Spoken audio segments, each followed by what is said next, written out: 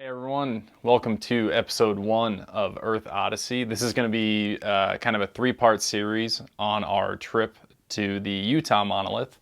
And I want to make sure I say Utah in case we visit some more monoliths throughout the world. So for this first episode, we're kind of going to go over the Reddit findings, how the team arrived there, and then what we kind of did with that information. We're going to go over Google Earth and how to use that tool, even though there's many others out there, the context in which you want to use that tool. And then finally, we'll go over some of the gear we brought along the way for this episode. Going into episode 2 and 3 of the Monolith series, we'll kind of have the journey to the Monolith, kind of that hike up there. And then the third episode will basically be when we're panning the corner and seeing it for the first time with nobody there, at least that morning, right? And then have some 4K close-up footage, and I'll throw some photos in there as well. All right, let's do it.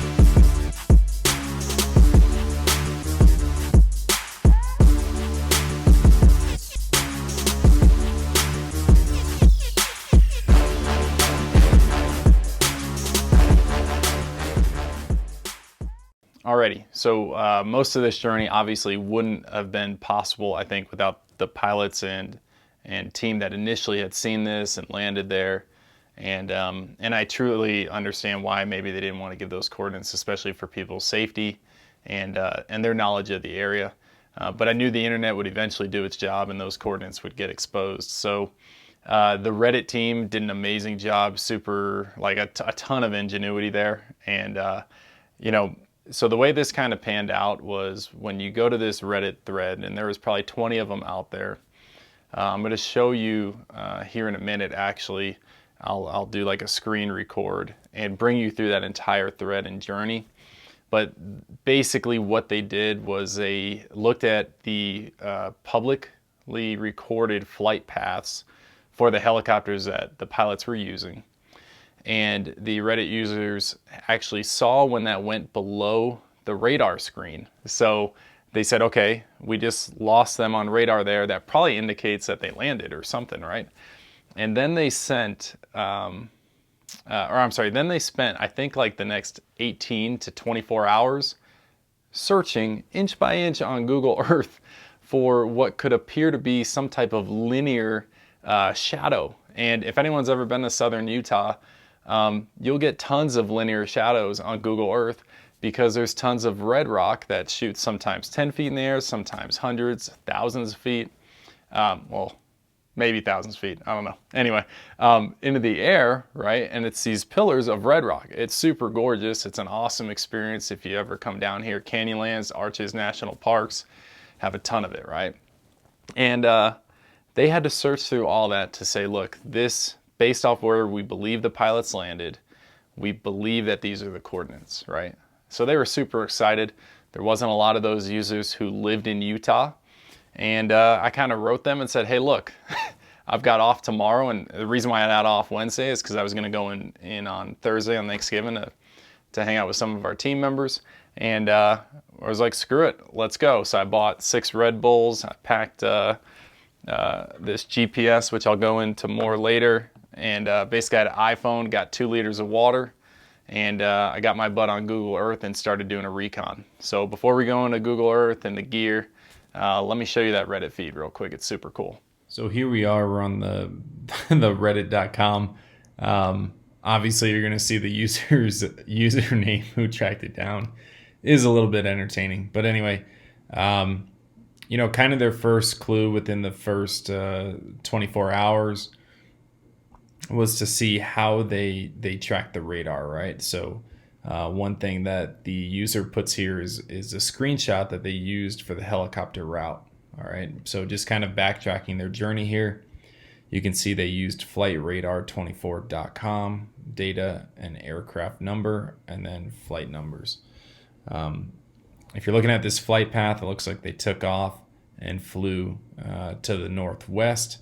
This is the Canyonlands National Park area. This is BLM land, or Bureau of Land Management, right outside of Canyonlands National Park. And that was kind of their initial clue to say, all right, how do we get into this general area, right? And just to show you a little bit more in depth around flight, trader24.com is obviously you can see flights here throughout the world, really, which is pretty interesting. And then you've got other things you can look up. Obviously, if you know you're going to need to be paying for a subscription here, but you can look up by aircraft flights. You can look up all the data and the history on specific flights as well as flight statistics. So pretty interesting tool to get people within range of maybe something they're trying to find, like a monolith in the middle of Utah that was tracked down by some employees of the government in a helicopter. So next step there is to move down and begin to search the area for Google on Google Earth. Now that area is still pretty huge, as you'll see later on Google Earth. So how did they get there? And this is something that someone reposted from that original user's process, right? So they looked at the rock type, sandstone, from the original video, and the color was red and white with no black streaks. So found on higher cliffs in Utah, and it was more round, indicating more exposed area and erosion. So really, I'm just super impressed by the analytical thinking, professionalism of this user. If you go on Reddit and check out some of the things that they've found using Google Earth, this person is pretty amazing in their skills. So either way, right, this is how they kind of looked at the flight path. Took about 30 minutes of random checks around the Green River and Colorado River Junction before finding similar terrain. From there, it took another 15 minutes to find the exact canyon. And I like their comment there at the end, but really good deductive reasoning here. And it took a long time, I think, of searching Google Earth to find what is believed to be the monolith, or at the time was believed to be, which is what I wanted to seek to confirm. So anyway, just real quick overview. I thought that was super interesting on Reddit, and also I feel like these people deserve most, if not all, of the credit for the discovery, other than myself and a few others in those initial hours who hopped in a car and drove down, right? All right, so kind of just showed you where that feed led to. Now we've got the coordinates. Let me give you some context now as we go into Google Earth. I'm shocked. I mean, thousands of positive messages through this whole journey. I'm shocked at how many negative people there are out there in this world, or people just looking to bash you as quickly as they can, right? So I got quite a bit of messages or public posts of, you know, this person is using Google Earth. That's not the right tool to use. There's plenty of others. Absolutely. I think it's important when you're looking at the trip you're going into and how much effort you want to put into your map tools is really decide, okay, what's the context of the trip? So I put in the coordinates, and there's basically a road called Lockhart Road that brings you within 2,000 feet of the monolith. That's less than a half mile. The slot canyon that the monolith is in is visible from the road. So for something like that, Google Earth, doing a quick recon, specifically because I got the coordinates at 9 p.m. and I had a goal to leave by 10 p.m. So I had an hour to pack all the gear and do this recon. Let's get on to Google Earth, and I'll show you how to use that tool a little bit. It is very useful for, I'd say, even some complex hikes, but I'd say for the majority of people, for more of the simpler hikes, just to do a quick above ground and 3D tutorial of the very place that you're going to walk. It's pretty amazing. People were wondering, hey, how'd you figure out how old this is? And once again, I didn't, but how did Reddit figure that out? If you do have Google Earth Pro, which we're going to go into that tool here in a minute, then you're actually able to compare images from previous years to images now. So they're able to see when that monolith actually appeared out there, which is pretty amazing. So we've got the coordinates.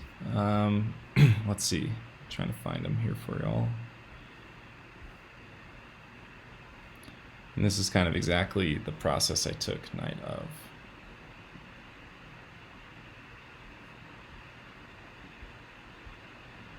So you just copy those coordinates You go to Google Earth, google.com/Earth. You hit Launch Earth. I've already got it launched just to save some time. There's quite a few features here. Show you. But basically, the ones we're going to go over today are just the measurement distance and area. You can see the different types of map styles. I've got it on exploration. So you got no borders, all borders labels. It gets kind of messy there. If you're just looking for terrain features and maybe how to map your way in, then this is what we want to be doing.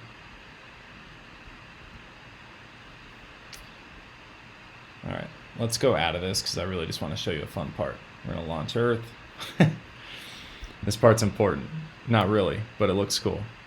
Oh man, I was already in there today, so there we go. So basically, if you're launching Earth for the first time, this is what you're going to get. A beautiful pale blue dot. You're going to put in the coordinates. You're going to hit enter. And it will bring you directly to the coordinates you're seeking. Okay? And that's why I use the exploration, because there's not all these different borders and city names and all that stuff. It's just terrain features.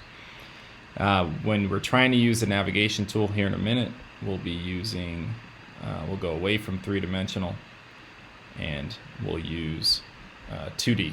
But just to kind of show you what they were working with, they had to search that entire massive area based off the flight paths.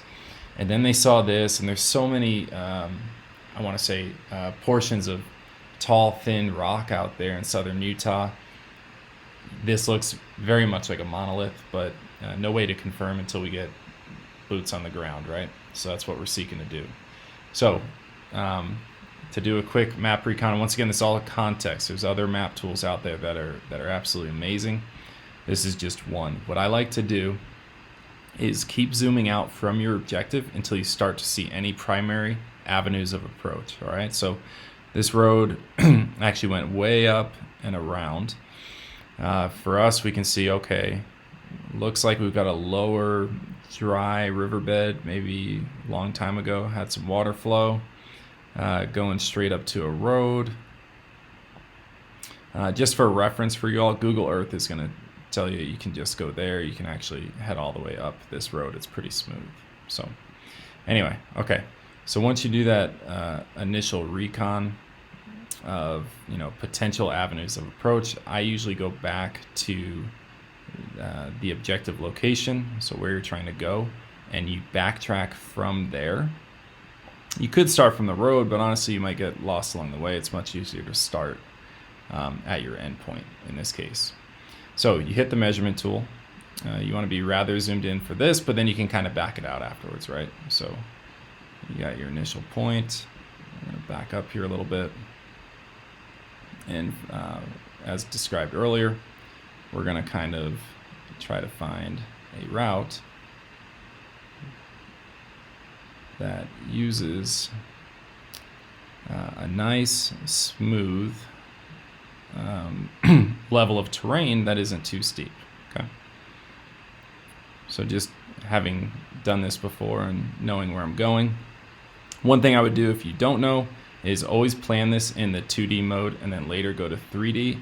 It'll give you a much better idea of how steep some of these hills might be. But in this case, I'm just going to kind of map it out.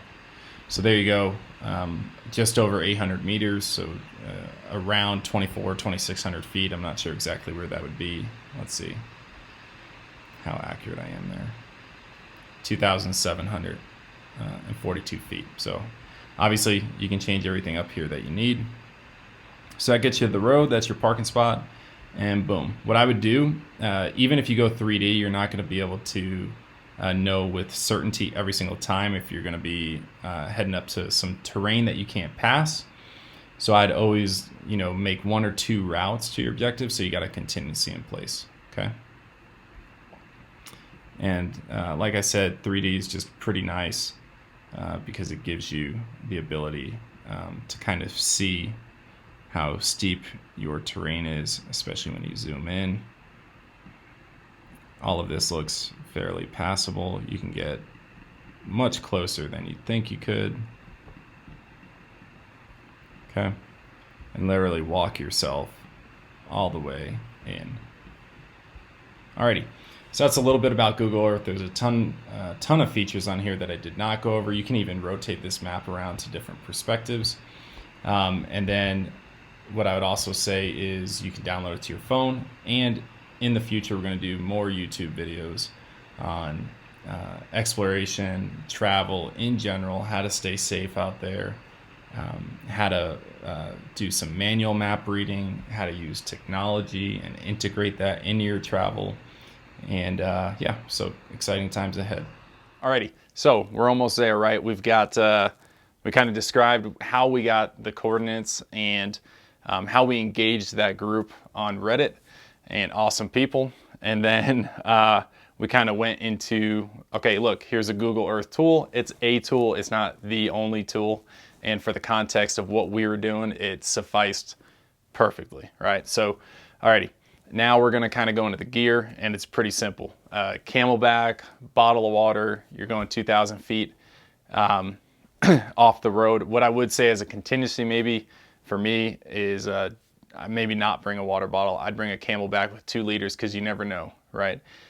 Perfect example is me. I got there at 5 in the morning. It was pitch black. I thought I was like super high speed with my awesome GPS, and I went into 3 of the wrong slot canyons, and before I know it, it's 7 in the morning, and I've been out there an hour and a half, 2 hours, and I've gone through quite a bit of water. Even though it was 30 degrees out, right, I wanted to make sure I was staying hydrated. So anyway, I'd bring some water if you can, preferably in a Camelback. The reason why I keep saying GPS and not manual tools, I think in future YouTube videos it'd be cool to go through manual map reading and hey, how can you use a compass and a protractor and all this awesome stuff to read a paper map, right? And how are we going to utilize that? So we'll go into all that in future videos. But look, if you've got the money and you're able to, I think this GPS ran close to $125. You could probably get it used for even less, and you can even get an old one, right? They're good for a pretty long period of time. And this is an E-Trex. What I liked about it in the moment when I bought it is it was on sale, and it's a topographic map. So I'm not sure if you can see that too well. Yeah, okay. So, and actually I've got video later at night when I was there at 5 in the morning where I'm like pointing down at it and kind of trying to see where I'm at while filming. Because I was using my cell phone as a light because I didn't prepare as well as I should have. Anyway, so it's got a topographic map on it, which allows you to see the contour lines.